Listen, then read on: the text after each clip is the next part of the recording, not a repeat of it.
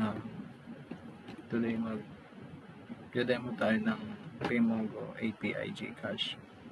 So pupunta lang tayo sa paymongo.com at dito pwede tayo mag-sign in at mag-login. So mag-login tayo kasi tapos na tayo mag-sign in. So input lang natin username.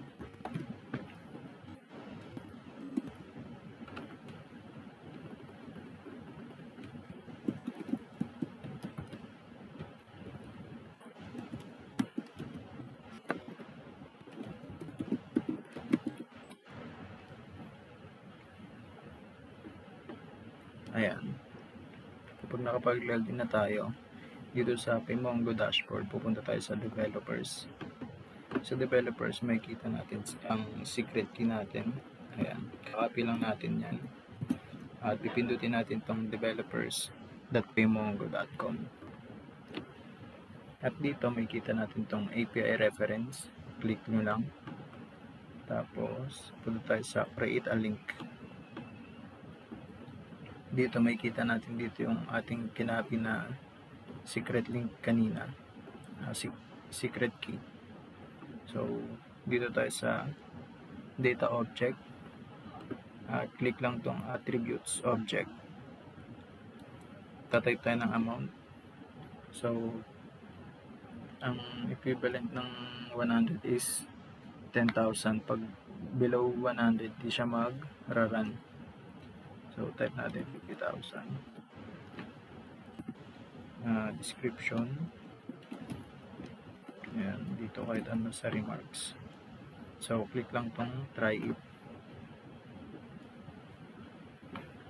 So ayan, makikita yung output. At itong mga type natin sa attributes object, makikita natin siya dito sa checkout URL. So mamaya makikita natin yung output natin mamaya.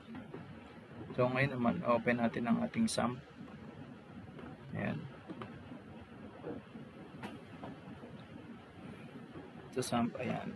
Run nyo lang, i-start nyo lang tong Apache tsaka MySQL. After nyan, pipindutin natin yung Explorer. Sa Explorer, pupunta tayo sa htdocs. Sa loob ng htdocs, gagawa ulit tayo ng folder. Ayan. Pangalan folder natin is payment. Ayan. After nyan, pupunta tayo sa Visual Studio. So, sa Visual Studio, i-drag lang natin yung ginawa nating folder sa htdocs, sa sample. Ayan. And then, punta tayo sa new terminal.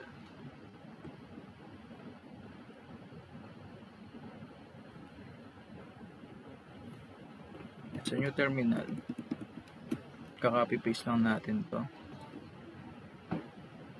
Ayan. Itong mga to ay gagawa ng mga file at folders para sa gagamitin natin sa ating payment. At dito sa app, click lang ang app, HTTP, and then controllers. Sa controllers, gagawa tayo ng new file, payment controller .php. So ayan, nakagawa na tayo ng PHP file. So ngayon naman, kakopy lang natin tong code na to.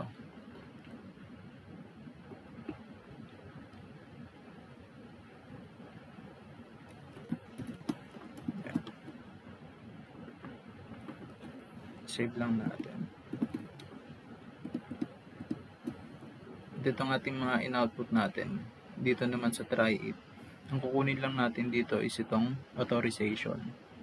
Ayan, ito yung kukunin natin URL. So copy paste lang natin siya. Dito natin siya ilalagay sa authorization, papalitan natin siya. So paste. And then dito tayo mag-iiba ng amount, say 50,000. Description, and sa remarks, So, try natin siya naman i-run ngayon. Pupunta lang tayo sa SAMP. Sa Explorer. Pupunta tayo sa ginawa nating folder kanina sa htdocs, which is yung payment. Click lang its app, http and controllers. So, right click, copy path. Kapag walang copy path, pupunta lang tayo sa properties at security. Kaka-copy paste lang natin to. Object name.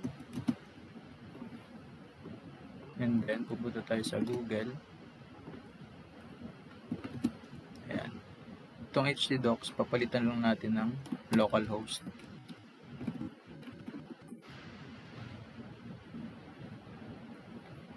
At dito makikita natin yung in-input natin kaninang amount at itong description. So makikita nyo yung 50,000 natin is equivalent to 500. So test pay natin siya, GCash. At yung username account natin, email.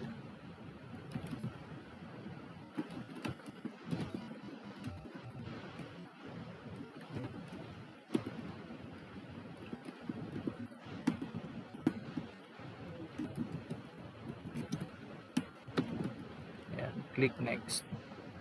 And then check lang natin yung privacy policy. Next. So GCash test payment page, click lang natin tong authorized test payment.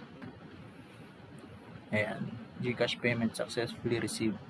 Makita natin yan dito sa ating PayMongo dashboard sa payments.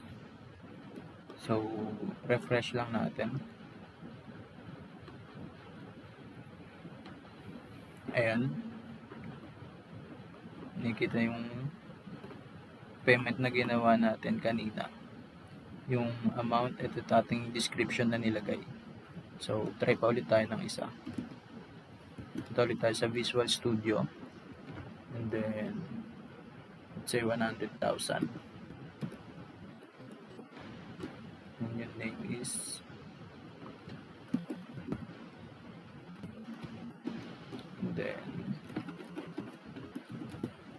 ayan, pupunta lang, kakopy pat lang ulit natin to sa ating SAMP.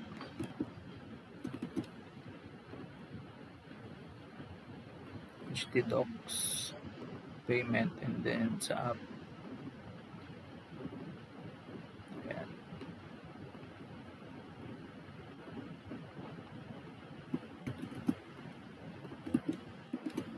Balik lang tayo dito. Kagaya kanina, papalitan ulit natin siya ng localhost. Ayan, yung in-input nating 100,000 equivalent to 1,000 PHP. At ito yung description na nilagay natin. So, test pay ulit natin siya. Let's say GCash.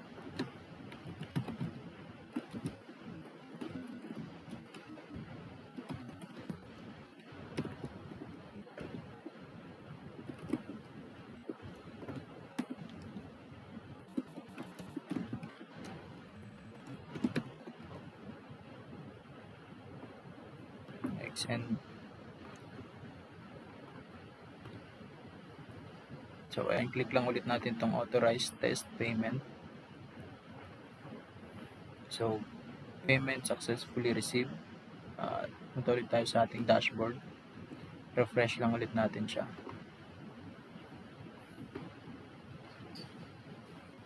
So ayan, makita natin paid na. At itong ating amount na in-input kanina, which is 1,000, at itong description. So yun lang. Thank you.